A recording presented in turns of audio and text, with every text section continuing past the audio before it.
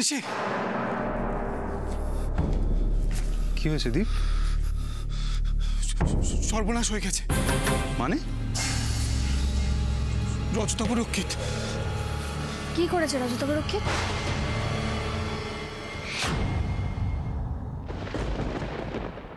দাদা ফুচকা দিন। এসাকে ফোন করে যাচ্ছি, ওর ফোন ভিজেই যাচ্ছে। আমি আমার পার্সটা তো ফুচকার গাড়িতেই ফেলে এসেছি। আমি এসাকে ফোন করছি, তুমি শান্ত হও, কিচ্ছু হবে না। এসা, কেউ ফোন তুলছে না। এসা, দীপটা কেউ ফোন তুলছে না। ঈশা, দীপ ছাড়া তোমাকে কেউ দেখেনি তো? No chance dad. কোনো প্রমাণ আছে আপনার কাছে? অফিসার, ওরা নিজের চোখে অরুণাভকে দেখেছে। আমরা শুধু এটুকু জানতে চাই যে অরুণাভ লকআপে আছে কি না। আপনারা নিজের চোখেই দেখুন, আসুন। এখানে অরুণাভ রক্ষিত কোথায়? আমি আর দীপ নিজের চোখে অরুণাভকে দেখেছি। তোমরা যে অভিযোগটা করলে সেটা তো ধোপেই টিকলো না।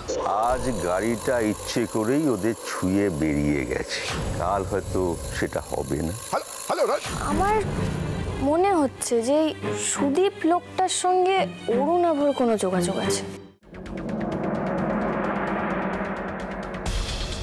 এসবের মানে কি বকুল? ওই রজতাভ রক্ষিত আমাদের উপর অনেক আঘাত এনেছেন। এইবার এইটা দেখার পালা যে উনি আমার পাল্টা আঘাতটা সহ্য করতে পারে কিনা। সারাদিন উপোস করে থাকবে বলে যখন তখন নাকি সে অজ্ঞান হয়ে যেতে পারে, এইটা বলে গুরুদেবকে দিয়ে একটা স্পেশাল পারমিশন করেছিলি না? এমন ম্যানিপুলেটিভ আমার দাদা ভাই। তাই না? আমি তাই ভাবছিলাম যে বিয়ের দিন আমি ঢুকছি, তার মধ্যে অত সাজ, আর তোমার দাদা ভাই ফুল বাবু সেজে গুড়গুড় করছে, মুখে ইয়াব বড় হাসি নিয়ে। বকুল, তুমি যদি ছবিগুলো দেখো না তবে তুমি বুঝতে পারবে। আমি তোমায় বলছি, তুমি খেয়েছিলে? হ্যাঁ, বিয়ের দিন খাবার খেয়েছিলে? হ্যাঁ, তুমি উপোস করোনি? তুমি আমায় মিথ্যে বলেছো। না, কি হয়েছে বলো তো বকুল, কি হয়েছে বলো তো? ওই যে আসামিকে যখন ফাঁসিতে লটকায় তার আগে জিজ্ঞেস করা হয় তুমি কি খেতে ভালোবাসো, এত খাবার দেয়। এইবার নিশ্চয়ই বুঝতে পারছো আমাকে কেন খাবার দেওয়া হয়েছিল। ঋষির কিন্তু এসবের কোনো দরকার পড়েনি। আমি খুব খারাপ বউ, তাই না? না, মাথা খারাপ। কার মাথা খারাপ? কার? না, আমার। না, আমার মাথা খারাপ। এই পুজোটা তো শেষ করতে হবে। না, তুমি বলো। না, ওই যে দুদ্রপুর বাগানে, পেছনের বাগানে দুদ্রপুর। আমি মেরে আসছি না। মাথা খারাপ আমার, বিশ্বাসই করবো না। আমি আর করবো না।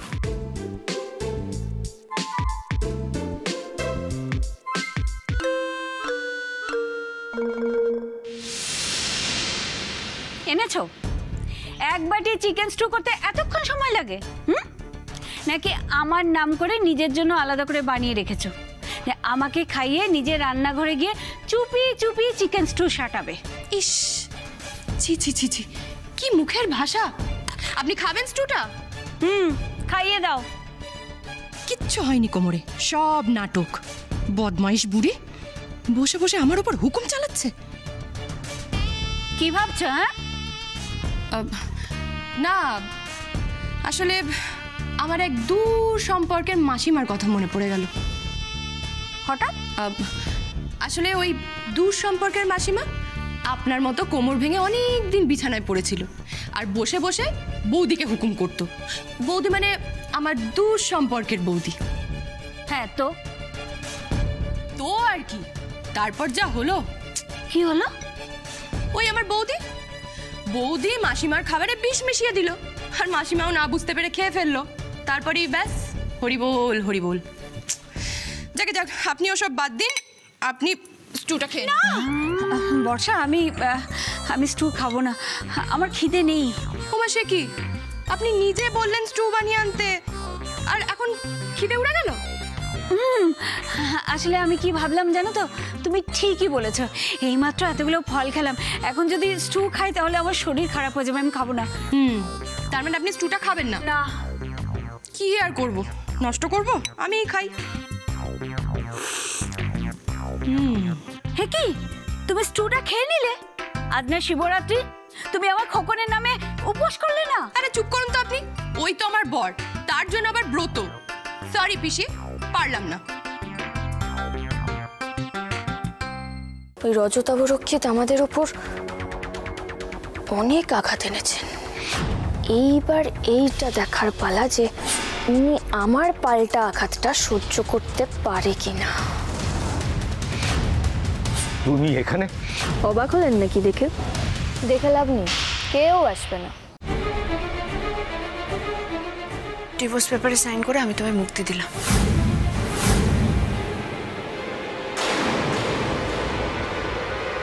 জয়ী, তোমার যে এই পরিণতি হবে আমি কিন্তু স্বপ্নেও ভাবিনি। আমার পরিণতি নয়, এবার আপনি আপনার পরিণতির কথা ভাবুন।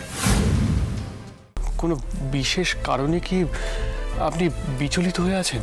যদি তেমনটা হয়ে থাকে তাহলে আমাকে বলতে পারেন, আমি চেষ্টা করব তার সমাধান করতে। বাড়ির সকলকে বৈঠকখানায় উপস্থিত হতে বলো, আমার কিছু বলার আছে। শুধুমাত্র গান শুনে সবাই ছোট বৌমার ধন্য ধন্য করবে। তার মানে কি শ্যামা কখনো সামনে এসে গান গাইতে পারবেন না? উনি কি ওনার যোগ্য সম্মান কোনোদিনও পাবেন না? শ্যামা কি পরিচয়ে গান গাইবে? আমরা ছোট বৌমার নাম বদলে দেবো, একটা নাম ভেবে রেখেছি। কি না? এতটা পথ চলে এলাম, তাও কোনো মন্দির চোখে পড়লো না। দেখ, জল নিয়ে যাচ্ছে যখন, তখন মন্দির তো থাকতেই হবে।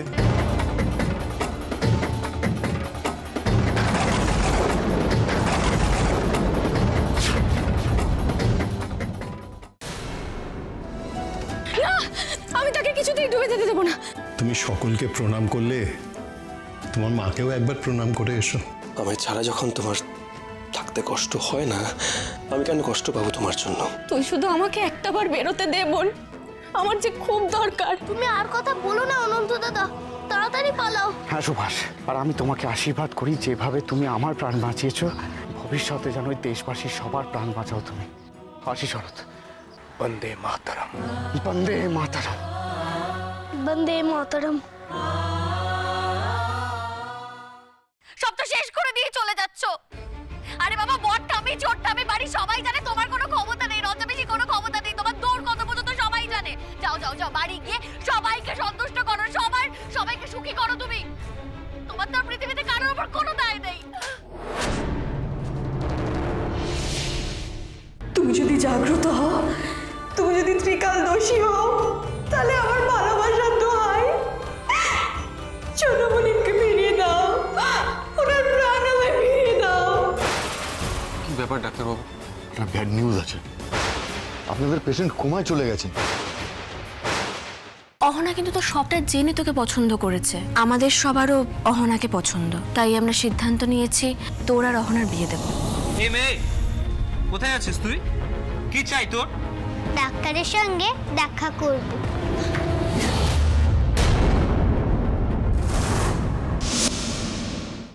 রে, ফিরে আয় বাবা। মেয়েটা দেখ, এই সামনেই দাঁড়িয়ে আছে, তার চোখে জল। তুই ওর জল মুছে দিবি না? না মানে? না মানে আমি দীপিকাকে ভালোবাসি। কোনো বিশেষ কারণে কি আপনি বিচলিত হয়ে আছেন? যদি তেমনটা হয়ে থাকে তাহলে আমাকে বলতে পারেন, আমি চেষ্টা করব তার সমাধান করতে। বাড়ির সকলকে বৈঠকখানায় উপস্থিত হতে বলো, আমার কিছু বলার আছে।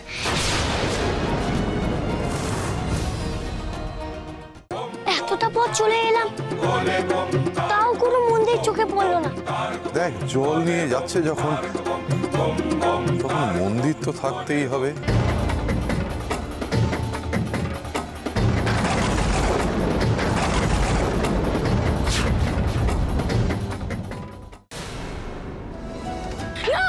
আমি তাকে কিছুতেই ডুবে যেতে দেবো না। তুমি সকলকে প্রণাম করলে, তোমার মাকেও একবার প্রণাম করে এসো। আমায় ছাড়া যখন তোমার থাকতে কষ্ট হয় না, আমি কেন কষ্ট পাবো তোমার জন্য? তুই শুধু আমাকে একটাবার বেরোতে দে বোন, আমার যে খুব দরকার। তুমি আর কথা বলো না অনন্ত দাদা, তাড়াতাড়ি পালাও। হ্যাঁ সুভাষ, আর আমি তোমাকে আশীর্বাদ করি, যেভাবে তুমি আমার প্রাণ বাঁচিয়েছো, ভবিষ্যতে যেন ওই দেশবাসীর সবার প্রাণ বাঁচাও তুমি। হাসি শরৎ। বন্দে মাতরম, বন্দে মাতরম, বন্দে মাতরম।